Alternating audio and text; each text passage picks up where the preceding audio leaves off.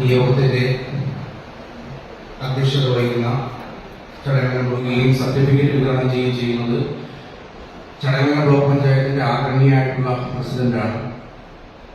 അപ്പോൾ നമ്മുടെ 26-ാം തീയതി ഈ പരിപാടി നടത്തണമെന്ന നിർദ്ദേശം വന്നപ്പോൾ തന്നെ നമ്മൾ ബ്ലോക്ക് തലത്തിൽ ഇത്തരത്തിലുള്ള പരിപാടി ഗ്രാമപഞ്ചായത്ത് തലത്തിൽ വരുന്ന പരിപാടികളുടെ ബ്ലോക്ക് തല ഉദ്ഘാടനം 3-ാം ഘട്ട പ്രവർത്തനമായിട്ട് ബ്ലോക്ക് തലത്തിൽ നടത്തണമെന്നുള്ള കർശന നിർദ്ദേശം ഉണ്ടായതിന്റെ ഭാഗമായിട്ട് അന്ന് തന്നെ പ്രസിഡന്റ് മുൻകൈ എടുത്തിട്ട് ഇത്തരം ഒരു പരിപാടി ആസൂത്രണം ചെയ്യേണ്ടി വന്നു. നമുക്ക് വരുവാനുള്ള പ്രവർത്തനം ചെയ്യും. അപ്പൊ 26-ാം തീയതി ചില ബുദ്ധിമുട്ടുകൾ വന്നതാണ് നമ്മൾ തൊട്ടടുത്ത ദിവസത്തേക്ക് അത് മാറ്റുകയും 28-ാം തീയതി വയ്ക്കുകയും ചെയ്തത്.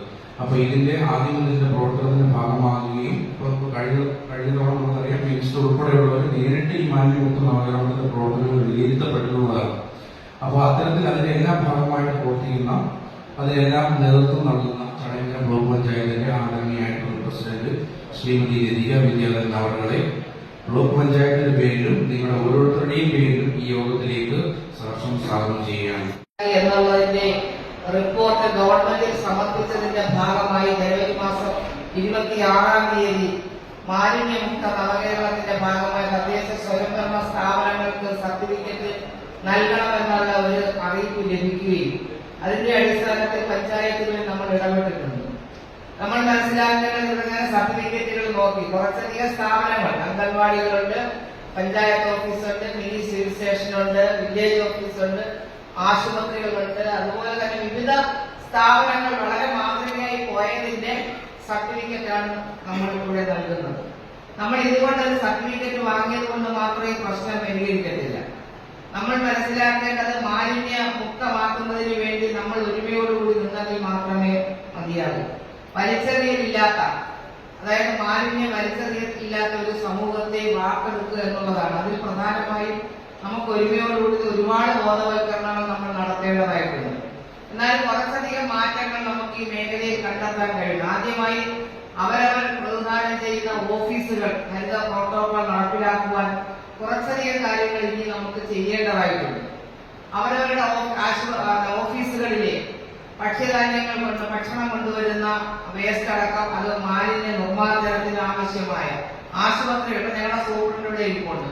സൂപ്രണ്ടൊക്കെ ഒരുപാട് ബുദ്ധിമുട്ടുകൾ ഓരോ ഡോക്ടർമാർ ആശുപത്രികളിൽ വരുന്ന മാലിന്യം നിർമ്മാർജ്ജനം ചെയ്യുന്നതുമായി ബന്ധപ്പെട്ട് അനുഭവിക്കുന്ന ബുദ്ധിമുട്ടുകൾ. ആഹാര സാധനങ്ങളാണ് ഏറ്റവും കൂടുതൽ വലിച്ചെറിയുന്നത്.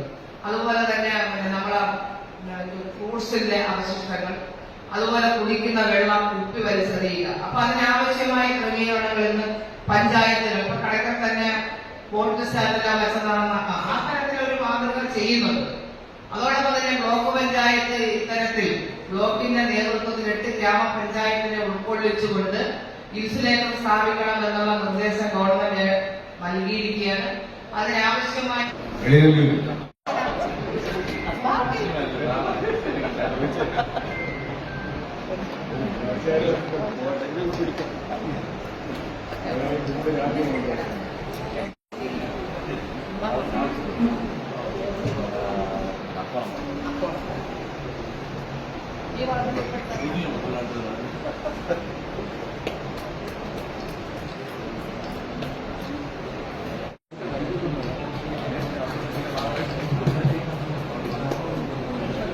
ചിതറ ഗ്രാമപഞ്ചായത്ത് തീരെ മാത്രമേ വന്നുള്ളെങ്കിൽ ഏറ്റവും കൂടുതൽ സർട്ടിഫിക്കറ്റ് കിട്ടിയില്ല.